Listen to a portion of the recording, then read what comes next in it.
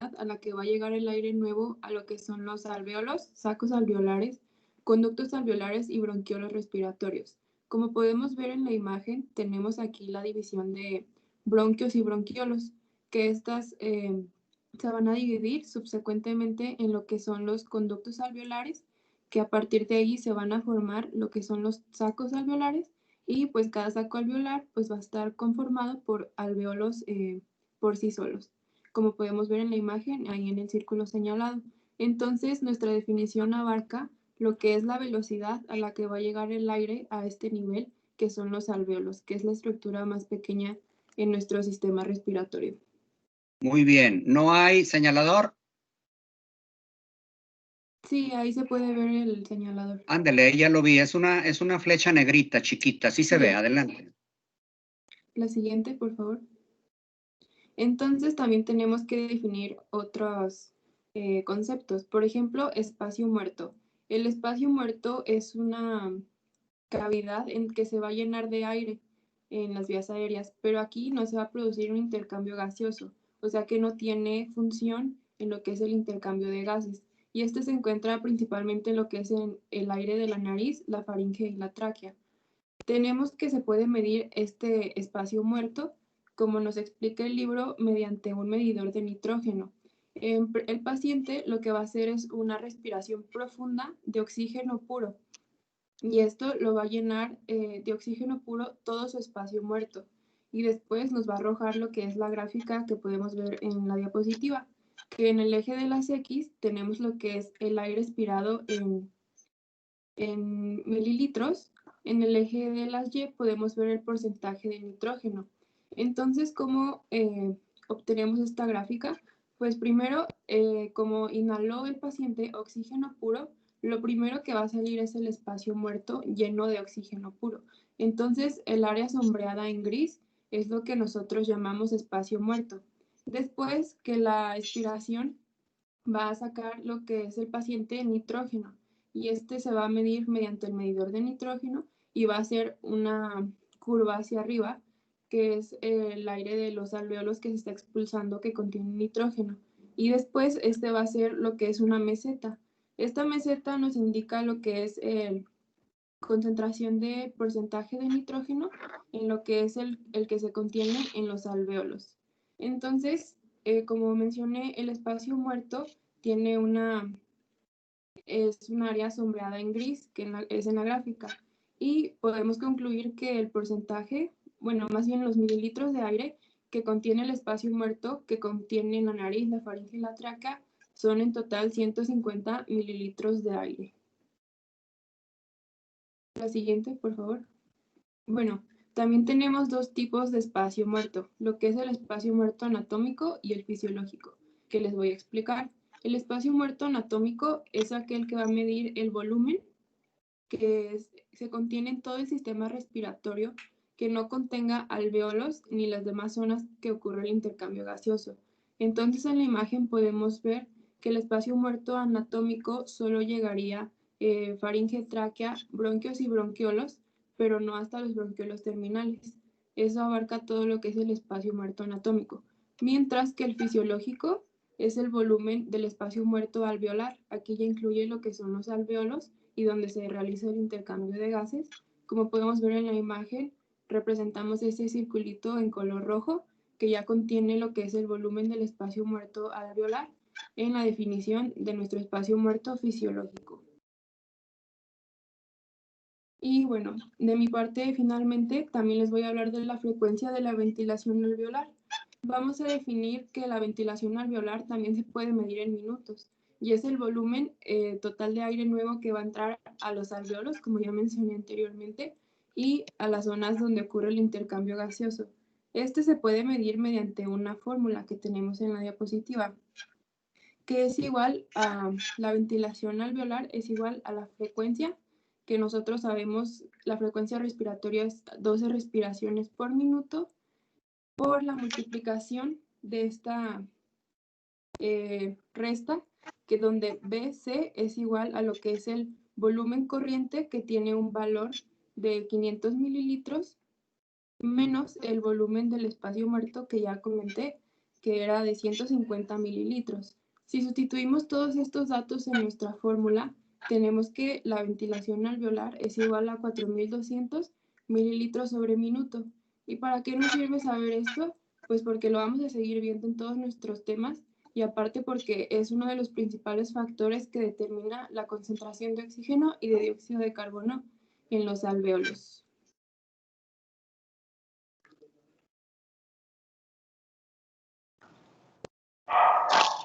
Bueno, continúa Estefanía. Estefanía, permítame, Sí. antes de que inicie. Elisa, ¿no le parece incongruente con la definición de espacio muerto el que aparezca un espacio muerto fisiológico?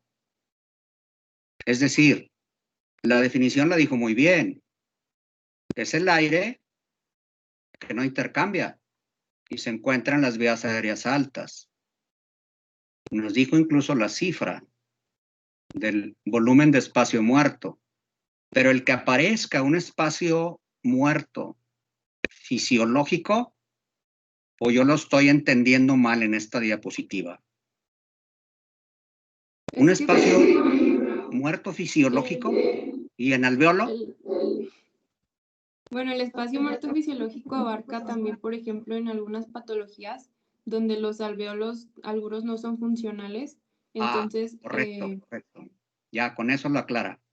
sí. Esto aplica para alvéolos no funcionales, que ocurren en 1/3 del pulmón, de ambos pulmones, en la parte alta. Hablo de en reposo, ¿verdad? Ahí sí aplicaría, pero cuidado con la definición y luego que nos diga que hay un espacio muerto alveolar en donde hay intercambio gaseoso en 2/3 de ambos pulmones, ¿verdad? Sí. De acuerdo, adelante. Karime. No, Estefanía. Estefanía, disculpen. Sí, doctor, no sé si sea su micrófono, pero se escucha como un eco, o no sé si solo yo lo estoy escuchando. Fíjese que eso me dijeron ayer y aquí yo estoy totalmente aislado, apagado el celular, cerradas las puertas. Lo que voy a hacer es esto, mire. Voy a quitar mi micrófono mientras usted expone, ¿de acuerdo? A menos que la vaya a interrumpir, lo enciendo. Adelante. Ok, gracias. Bueno, continuando con las funciones respiratorias, que voy a mencionar un poco de lo que vimos en la clase pasada, pero es importante comunicar que la función como tal de estas vías es distribuir el aire hacia los pulmones y que finalmente este sea utilizado al final del aparato respiratorio para el intercambio gaseoso y que así se utilice el oxígeno, comentaba ayer, y finalmente se produzca la respiración. Y comentando que existen vías respiratorias altas y vías respiratorias bajas. Primero comenzamos con la cavidad nasal, que después se dirige hacia la faringe, laringe y se continúa hacia la tráquea. Después las vías respiratorias bajas, estábamos continuando con los bronquios, bronquiolos y los alvéolos. Todos estos componentes que estoy mencionando tienen una composición muy característica que les ayuda a cumplir la función dentro de este sistema. Y es que la tráquea, como lo conocemos, sabemos que tiene múltiples anillos cartilaginosos incompletos que finalmente se completan con placas de músculo liso, como se observa en esta imagen. Aquí observamos los anillos incompletos de cartílago hialino y finalmente el músculo liso hacia atrás. Por otro lado, los bronquios también presentan la presencia de cartílago, sin embargo lo tienen en una disposición diferente, que sería en placas o en islotes de cartílago hialino, y la presencia también de músculo liso. Después los bronquiolos, que sabemos que se dividen en propiamente dichos, en respiratorios y bronquiolos terminales, que ya no tienen la presencia de cartílago, sino una presencia abundante de músculo liso. Sin embargo, cuando se comienzan a continuar de bronquiolo terminal a bronquiolo respiratorio, el músculo liso comienza a ser escaso y se presentan más células epiteliales en estos bronquiolos. Y ya finalmente los bronquiolos respiratorios se comunican hacia los conductos alveolares para después convertirse o comunicarse hacia los alvéolos, que son la porción final del aparato respiratorio, que aquí encontramos estas células epiteliales muy bien conocidas como neumocitos tipo 1 y tipo 2, que ayer se comentaba muy bien la función de los últimos en la producción del factor surfactante. Y esta es una imagen en la que se observa mejor las vías respiratorias. Y bueno, en cuanto al control nervioso, se sabe que el sistema nervioso autónomo es el que se encarga de inervar a los órganos pertenecientes al sistema respiratorio, tanto una inervación simpática como una inervación parasimpática. En cuanto a la inervación simpática, se conoce que esta actúa en cuanto a la dilatación del árbol bronquial, directamente sobre, o más bien mediante la liberación de estas catecolaminas llamadas noradrenalina y adrenalina, principalmente la adrenalina, a través de los receptores beta-2 adrenérgicos que ahorita explicaremos, y el sistema parasimpático se encargaría entonces de la constricción del árbol bronquial por medio de la secreción de acetilcolina y actuando sobre los receptores muscarínico-colinérgicos. Primero, el sistema simpático, como comentaba anteriormente, actúan estas catecolaminas activando los receptores beta-2 adrenérgicos, participando también estas proteínas estimuladoras llamadas proteínas G, que activarían esta enzima importante llamada adenililciclasa, que se encarga de la producción de AMP cíclico a partir de ATP. Entonces, el AMP cíclico a su vez activa esta proteína llamada quinasa dependiente de AMP cíclico, y lo que hace esta proteína es que se va a encargar de activar o abrir los canales de potasio dependientes de calcio, lo que provocaría la repolarización y finalmente una hiperpolarización, que significaría en una relajación del músculo liso. Y a su vez, el AMP cíclico lo que hace es inhibir la liberación de calcio y por ende que se relaje el músculo liso y provocar una dilatación del árbol bronquial. Por otro lado, el sistema parasimpático, como lo había comentado, actúa en este mediador llamado acetilcolina, participando principalmente en la activación de los receptores muscarínico-colinérgicos, que se conocen hasta 5 de estos, que son los M3, los que son importantes en este caso porque están ubicados en el árbol bronquial.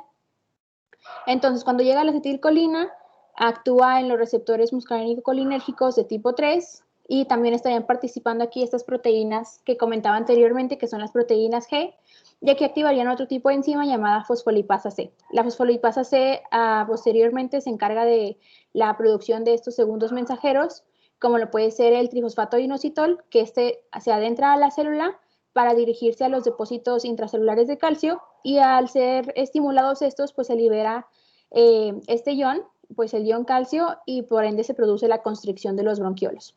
Y no solo participa el sistema parasimpático en cuanto a la constricción de los bronquiolos, sino que también pueden existir estos reflejos propios como la exposición a las partículas de polvo, al tabaco o algún tipo de infección o reacción alérgica, así como también los factores de factores locales que se comentarán más adelante. Y es importante también mencionar que una estimulación inadecuada del parasimpático, o sea, proveniente del nervio vago, puede asociarse a enfermedades como el asma o EPOC, y si es que se bloquean los receptores de acetilcolina o bien los receptores muscarínico-colinérgicos, lo que puede pasar es que se alivie esta sobreestimulación. Y aquí es lo que les comentaba, los receptores muscarínico-colinérgicos se localizan en el músculo liso bronquial y aumentan o más bien producen la broncoconstricción y también interactúan o estimulan las glándulas mucosas para aumentar su secreción. Va a hablar ahora Evelyn.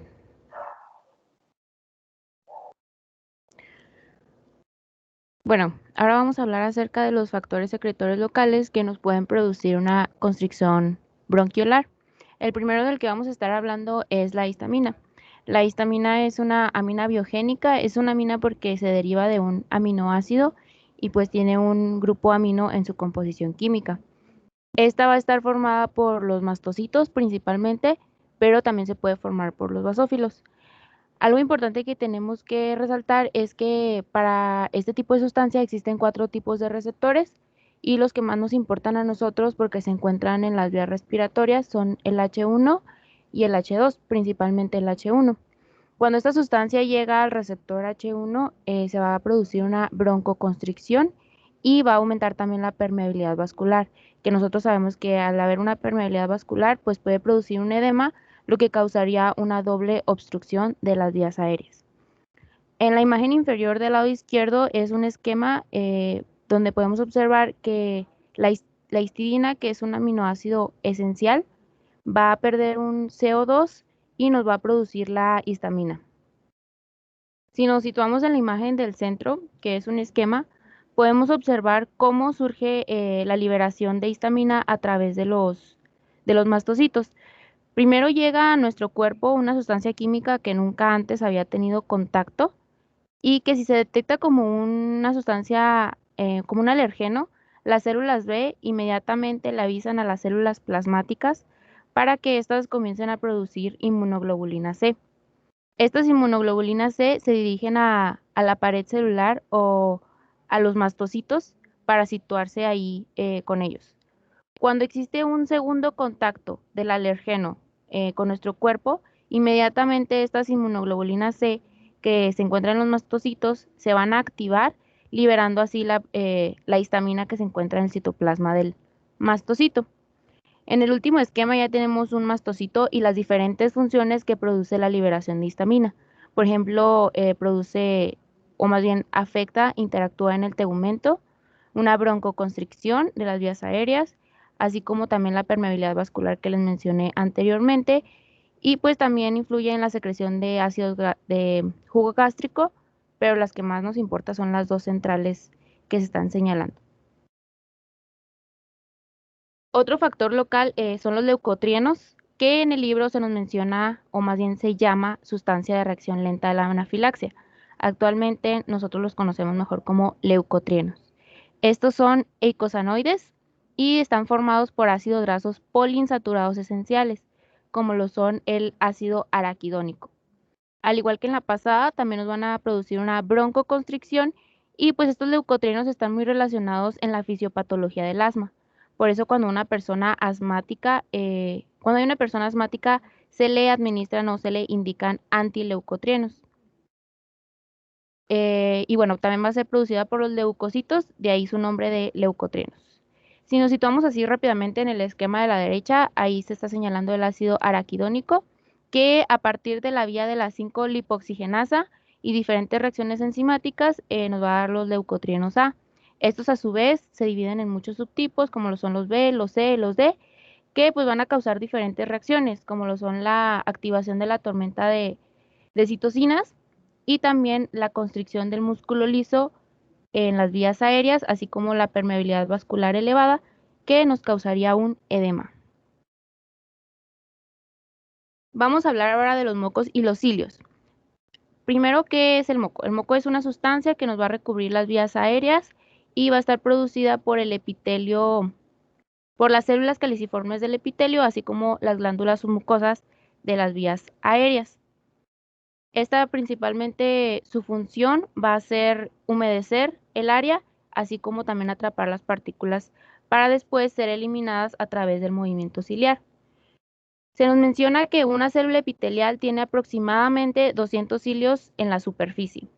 Estos cilios van a batir a una frecuencia de 10 a 20 veces por segundo y esto va a lograr que el moco adyacente con las partículas atrapadas se desplace 1 centímetro por minuto. Algo característico de los cilios es su movimiento como en forma de látigo. Primero se mueve la parte inferior y después se mueve la parte superficial. Otra cosa importante a recalcar es que la dirección que tome la parte superficial del cilio es la dirección hacia donde se van a mover las partículas adyacentes a esta, o sea, el moco con las partículas dañinas atrapadas. ¿Le puedes cambiar, por favor? También tenemos que tener en cuenta la dirección diferente de los cilios. Por ejemplo, en las vías respiratorias altas, los cilios van a batir hacia abajo y en las vías respiratorias bajas, por ejemplo, ahí lo vemos en la flecha amarilla, desde la tráquea van a mover hacia arriba. Esto para que se junte todo el moco y las partículas en un solo lugar, que es la faringe, para después ser deglutida, como está la señalando en la flecha roja. ¿Le das otra? A través del esófago, pues para ser eliminado. Ahora hablaremos del reflejo tusígeno. El reflejo tusígeno se da principalmente pues para eliminar la irritación que se causa por sustancias extrañas en la vía aérea. Tenemos que recordar dónde encontramos nosotros el centro respiratorio, que se va a encontrar a nivel de la sustancia reticular, que se está señalando ahí en el corte transversal bulbo raquídeo, ahí vamos a nosotros a localizar lo que es el centro respiratorio. También podemos apreciar unas líneas negras que están llegando ahí, que son fibras aferentes del nervio vago, que es principalmente el nervio craneal por el que se va a producir el estímulo del reflejo tusígeno. Para esto tenemos 4 pasos principales en el reflejo de la tos. El 1, primero vamos a inspirar rápidamente 2,5 litros de aire. Este aire va a quedar atrapado porque inmediatamente se va a cerrar la epiglotis y las cuerdas vocales. Como no existe ya salida de aire, pues no va a poder expulsarse y va a haber una presión pulmonar. Y esto se va a aumentar por el paso número 3, que es la contracción de los músculos abdominales e intercostales internos, que nosotros recordemos, estos músculos son principalmente expiratorios, por lo tanto nos van a reducir el diámetro torácico, así como su capacidad de volumen. Cuando esto suceda, va a aumentar la presión pulmonar a más de 100 milímetros de mercurio, lo que abarca el tercer paso. Ya por último, el cuarto paso, las cuerdas vocales y la epiglotis se van a abrir súbitamente, o sea, demasiado rápido, a una velocidad de 120 a 160 kilómetros por hora, lo que tiene la finalidad de expulsar completamente las partículas que están causando la irritación. La laringe y la carina son las zonas más sensibles, en cambio los bronquiolos terminales y los alvéolos son más sensibles a estímulos químicos corrosivos que puedan hacer daño a la vía respiratoria, que esto se haría a través de un estímulo aferente que viaja por los quimiorreceptores. Ya por último, el reflejo del estornudo es igual, o sea, son los mismos 4 pasos que comentamos anteriormente. La única diferencia es que aquí cuando se abra súbitamente la epiglotis, va a descender la úvula. ¿Le puedes dar? Va a descender la úvula, que es el músculo que está señalando ahí, y en vez de que el aire que se vaya a expulsar pase a través de la cavidad vocal, va a pasar a través de la cavidad nasal. Y pues otra diferencia es que en vez de darse el estímulo aferente por el nervio vago, se va a dar a través del nervio trigémino, que igualmente va a llegar al centro respiratorio.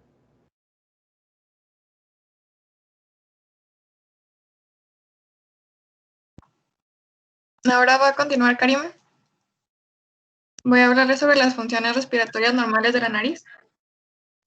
Bueno, cuando el aire pasa por las cavidades nasales, estas van a realizar 3 funciones normales distintas.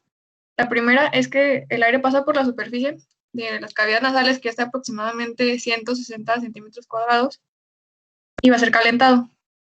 La segunda función va a ser que va a aumentar la cantidad de vapor de agua que hay en el aire, es decir, lo va a humidificar. Y la tercera es que lo filtra parcialmente. Estas 3 en conjunto se conocen como funciones de acondicionamiento del aire de las vías aéreas superiores. Y es muy importante ya que el aire inspirado tiene que aumentar hasta aproximadamente menos de 0.5 grados centígrados respecto a la temperatura corporal. Y bueno, cuando se respira el aire directamente mediante un tubo hacia la tráquea, por ejemplo, una traqueostomía, es muy importante mantenerlo con un paño húmedo y humectarlo para que el aire cambie su temperatura antes de ingresar y no se formen costras o alguna enfermedad pulmonar. Y en cuanto a su función de filtro, los pelos en las narinas nos van a ayudar a evitar la entrada de partículas muy grandes, pero el más eficaz va a ser el mecanismo de turbulencia, que va a estar integrado por los cornetes, el tabique y la faringe. Entonces, cuando el aire entra, va a estar chocando sobre estas superficies y las masas suspendidas en él van a quedar, no se van a mover tan rápido, entonces van a quedar atrapadas en la cubierta mucosa para después ser dirigida mediante los cilios hacia la faringe y ser deglutidas, como ya nos mencionó Evelyn. Este mecanismo no permite la entrada de partículas mayores a 6 micrómetros de diámetro, entonces estas van a ser de un tamaño todavía menor a los eritrocitos, que miden aproximadamente entre 7 y 8 micrómetros de diámetro. Y las partículas que miden menos de 0.5 micrómetros de diámetro quedan suspendidas en el aire alveolar y van a ser expulsadas durante la expiración. Ejemplo de estas serían las partículas del humo del tabaco, que miden 0.3 micrómetros de diámetro.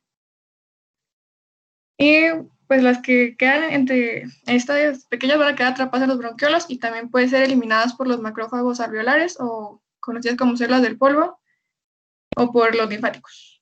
Ahora sí la sigo, por favor. Bueno, en cuanto a la vocalización, El habla no solamente va a implicar al aparato respiratorio, se necesitan también de centros específicos del control del habla que están en la corteza cerebral, que ya más o menos sabemos de algunos de ellos, como el área de Broca, que se encarga de la coordinación, la de Wernicke, que es más de la comprensión del lenguaje, la ínsula anterior, etc. Y del centro del control respiratorio, que como ya nos mencionó Evelyn, está en la médula oblongada o bulbo raquídeo. Y también necesitamos estructuras de articulación y resonancia que están en la cavidad nasal y oral. El habla va a estar formada por dos partes, la fonación y la articulación. La fonación está dada por las cuerdas vocales, que son los elementos vibradores que se encuentran dentro de la laringe. La laringe va a ser un órgano impar situado en la parte anterior del cuello, que aquí se ve en la segunda imagen. En una vista posterior va a estar integrado por 9 cartílagos. Van a ser 3 impares, el cartílago epiglótico, que está en la parte más superior, por detrás del hueso yoides, el cartílago tiroides y el cartílago cricoides.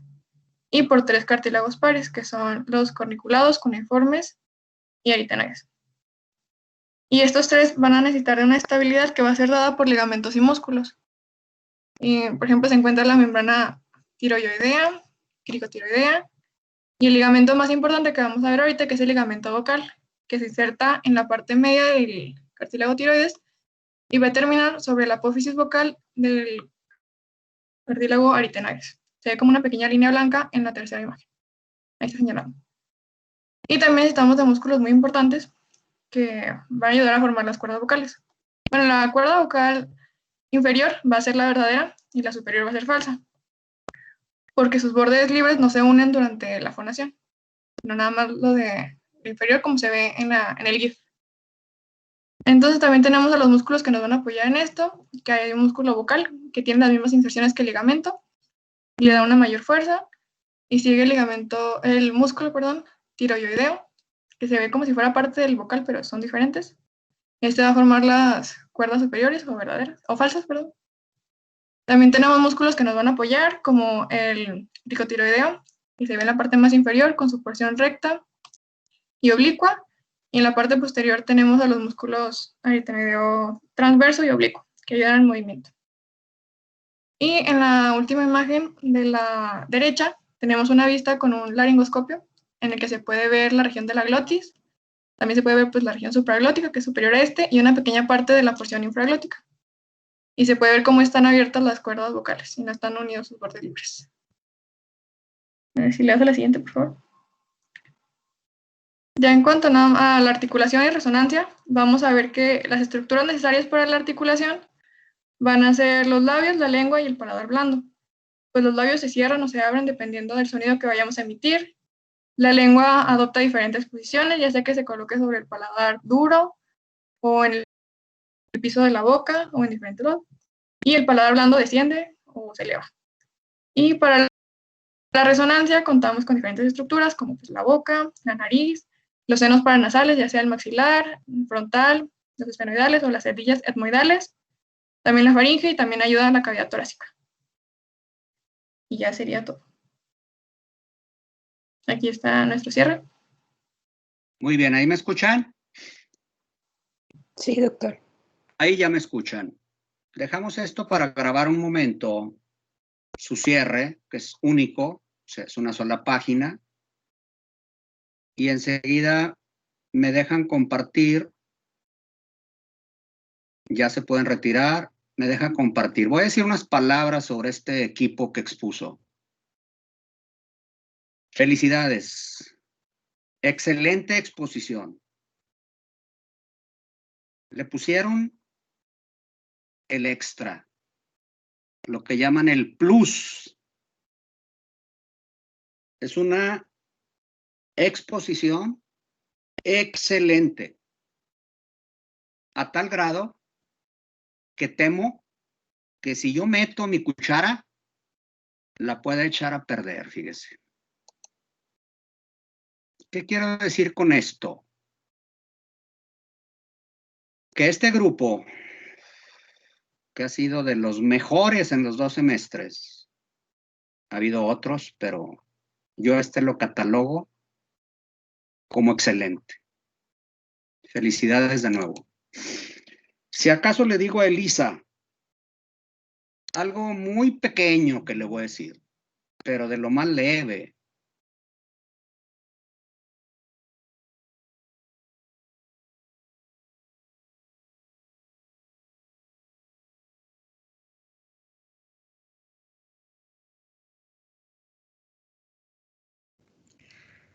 Creo que se salió el doctor, ¿verdad? ¿Me escuchan?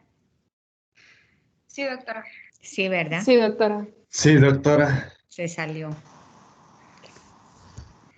Algo le presionó.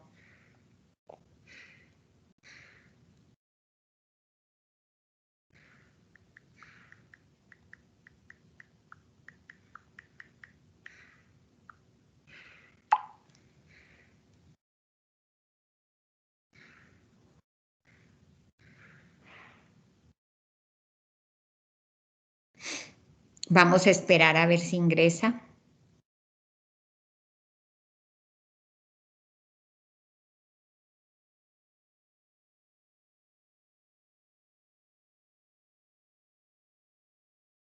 Ahí está entrando.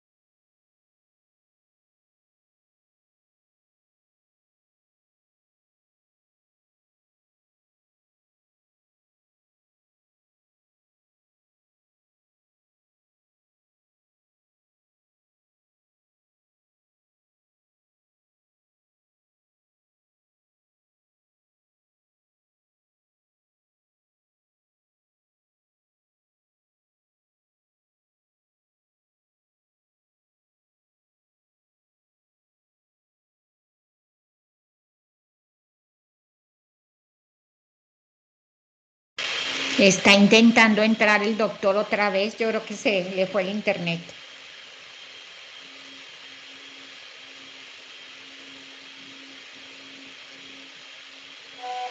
Sí, doctora, no se preocupe. Aquí esperamos.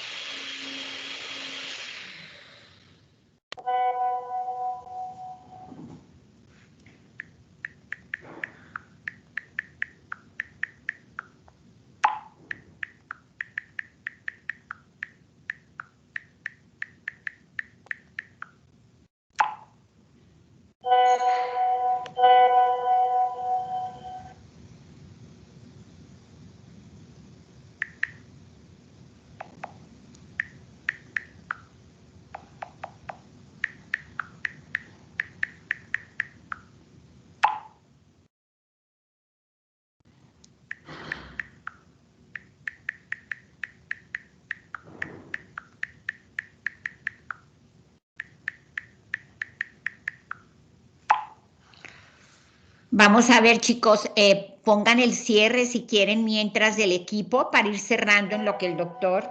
Ah, ya está entrando, si quieren espérense a ver. Me dice que ya está entrando. Yo creo que el internet de él le falló. Si vemos que se tarda mucho, ponemos el cierre de su equipo y presentamos el cierre de su equipo, pero vamos a darle oportunidad ahorita de que ingrese.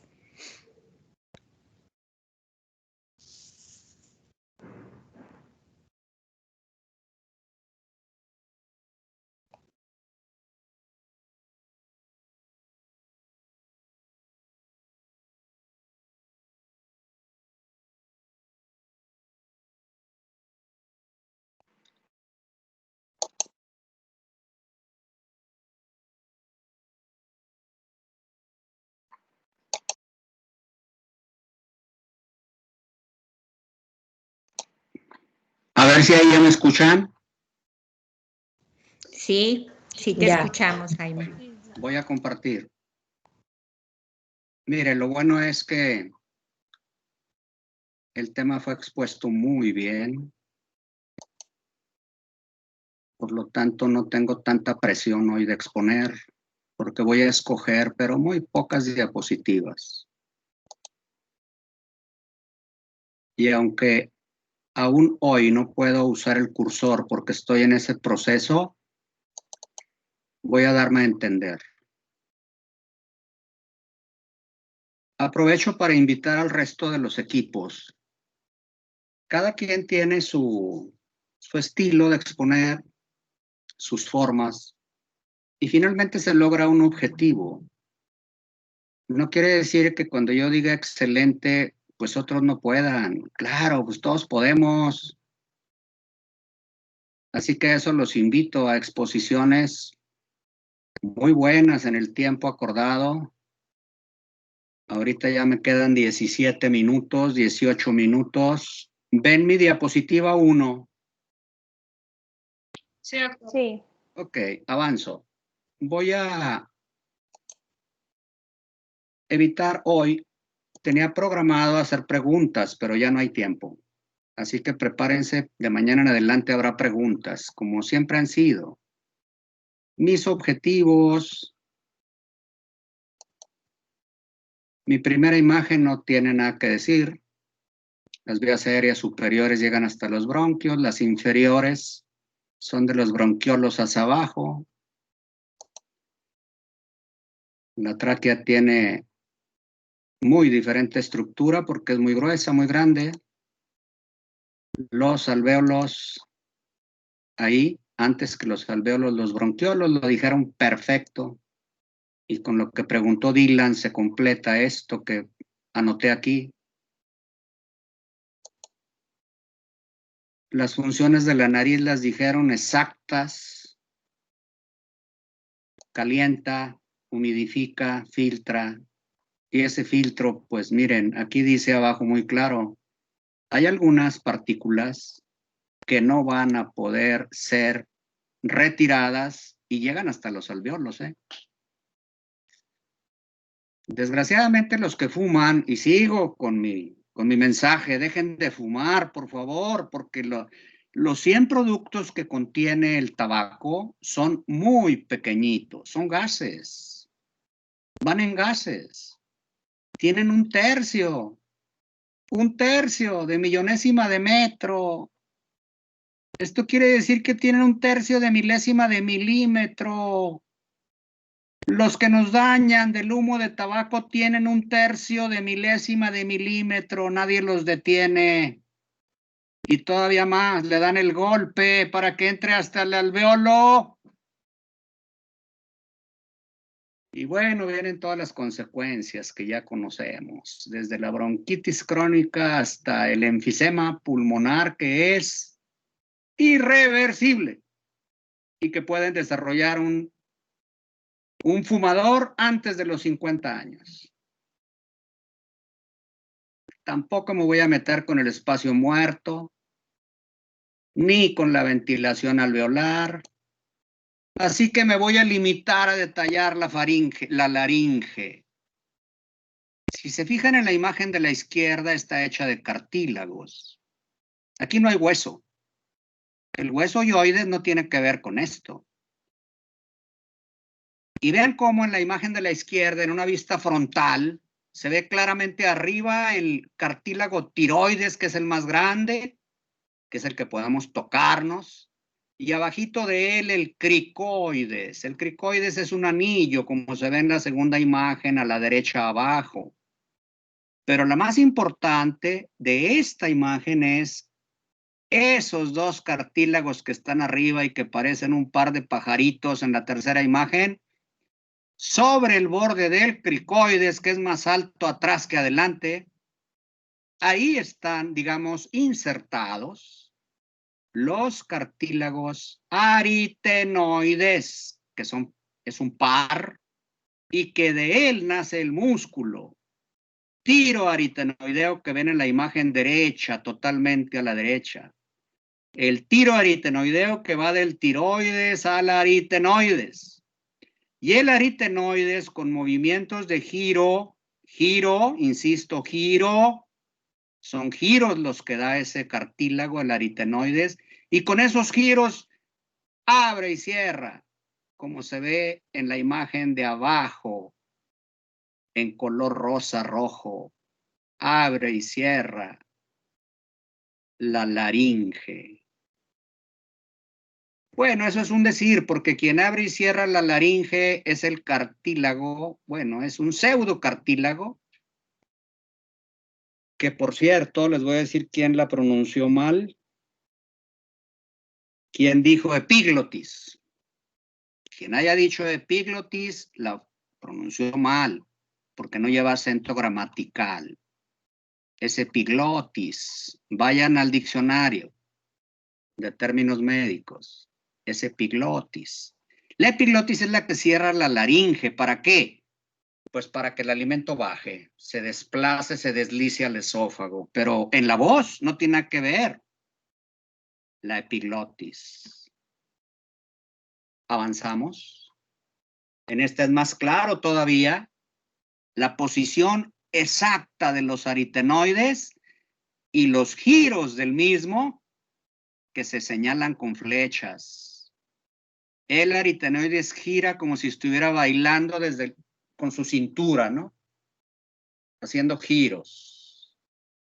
Y con esos giros lo que hace es abrir y cerrar las cuerdas. Tensar las cuerdas es otra cosa. Tensarlas es contracción muscular. Pero girar es un movimiento que hace el aritenoides para abrir y cerrar. Entonces, para respirar necesitamos el giro de los aritenoides, pero para hablar necesitamos la contracción de los tiroaritenoideos. Y con esa contracción generamos vibraciones. Vibraciones, cuyo término correcto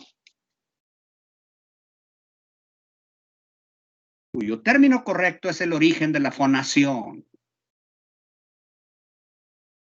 Fonación es generación de sonidos.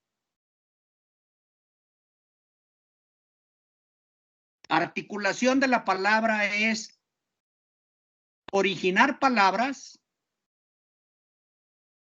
mediante esa fonación de la vibración de las cuerdas. Y originamos palabras, frases, oraciones, mediante la corteza cerebral. Entonces, el habla es un proceso largo, es complicado, es muy completo, y el habla es un prodigio, es una habilidad del ser humano. Nadie más en la creación habla.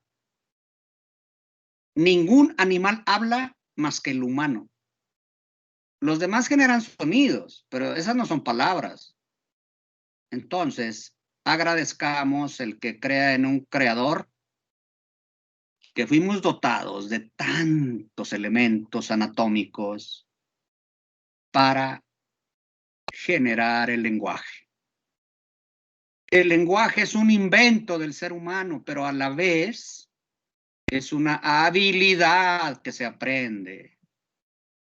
Y las cuerdas vocales verdaderas, que también le llaman pliegues, ambos son correctos, como se ve en la imagen derecha, la parte blanca, son los pliegues, son las cuerdas, porque la parte rosa lateral son cuerdas no verdaderas, pero la parte central son cuerdas verdaderas.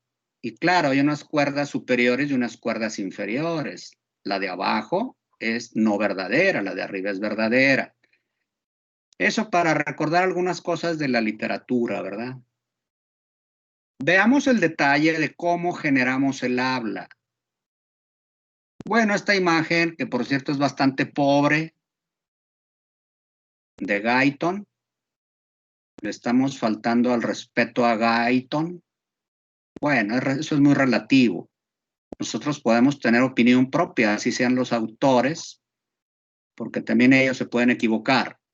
Vean, abducción completa, abducción ligera, posición intermedia, susurro muy intenso y creación de las palabras, que es la fonación. Cerrar, abrir, hacer vibrar.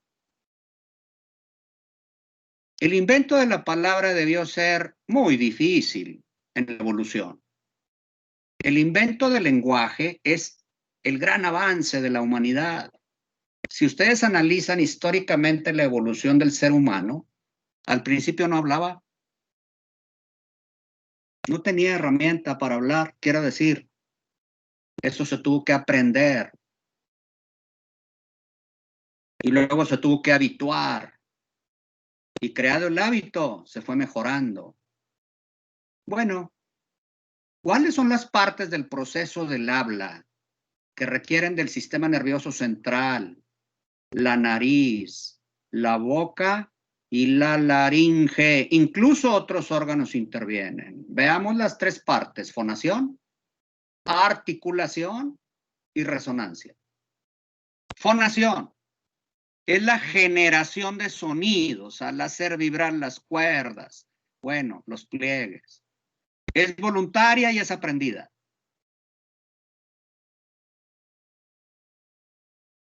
Y sus vibraciones se conocen como tonos.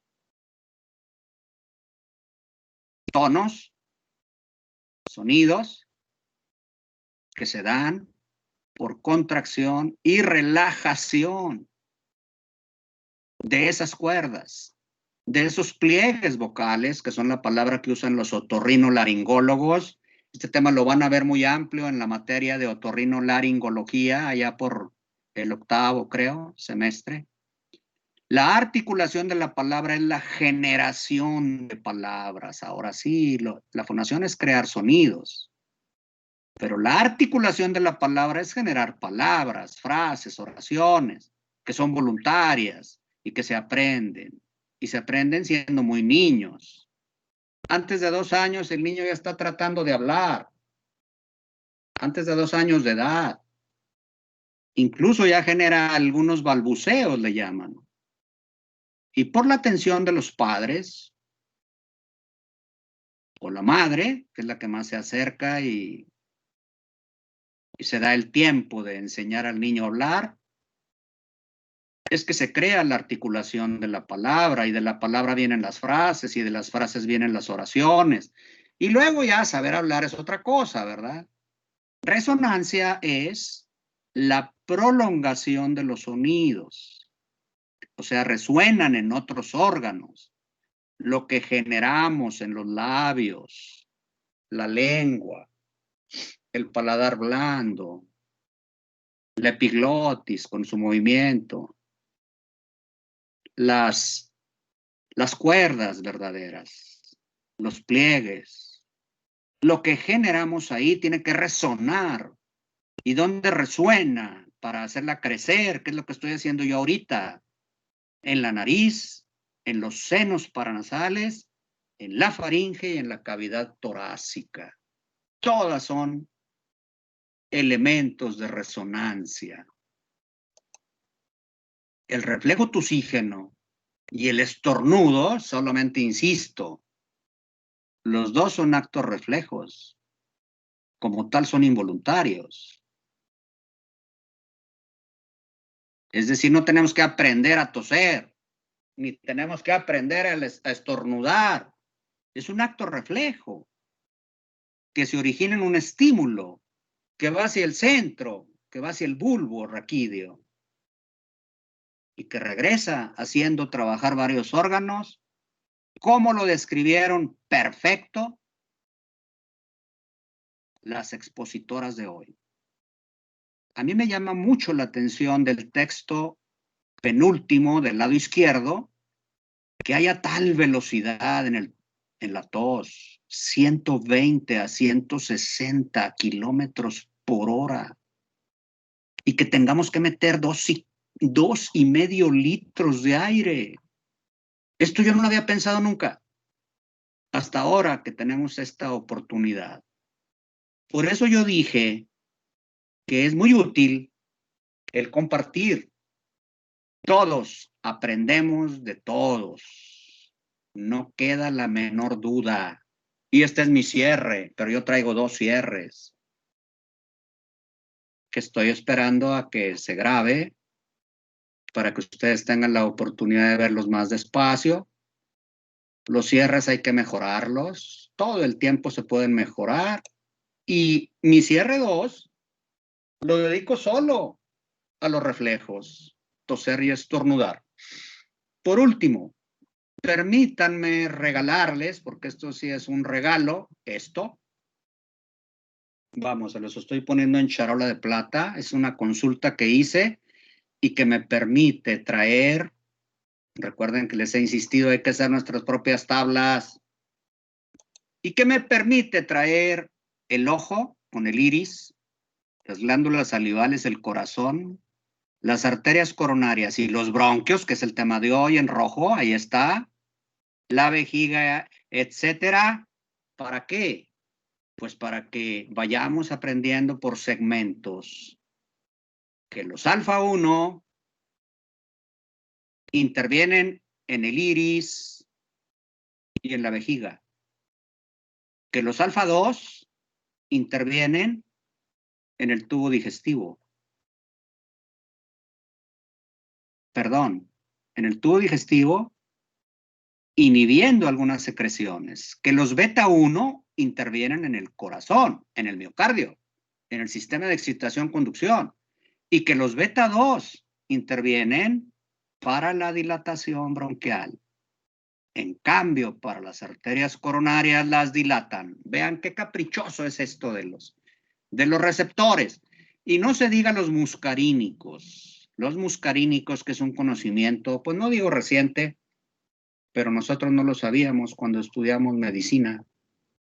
Esto no se sabía. Ahí están los receptores. Ustedes los explicaron perfecto.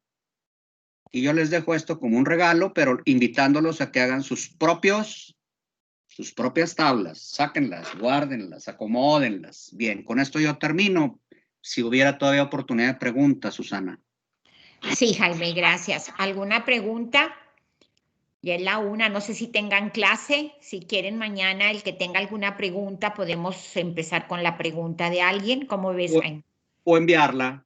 O enviarla por el chat también, ¿verdad? Al equipo 11C y 12B les invito a que empiecen a comunicarse para si necesitan asesoría. Esto es voluntario, ¿eh?